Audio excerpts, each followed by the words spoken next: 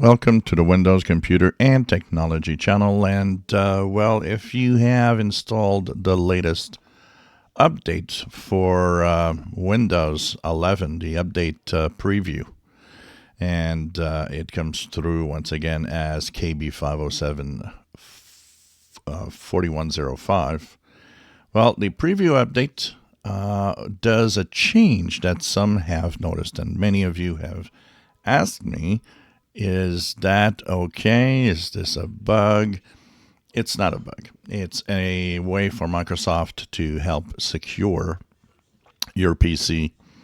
For people that would not be administrators, they would not be able to do those changes. And it has to do with, in the settings, if you now go to System, and if you have the latest preview update, when you try to go to Storage, the user account control will ask you, will you allow this app to make changes to your device? And you can say yes.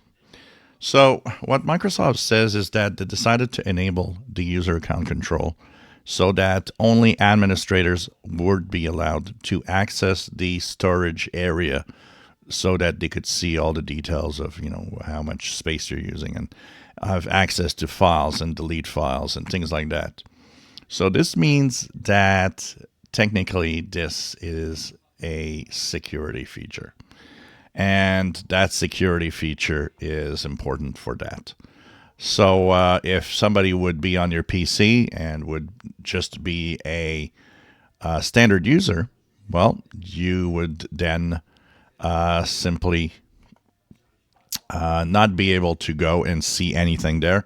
You would not be able to get into without the password or the login to get access to the storage area with the user account control.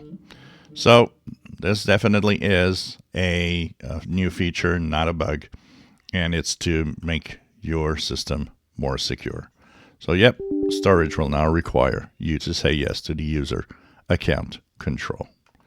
If you enjoy my videos, please subscribe, give us thumbs up. Thank you for watching.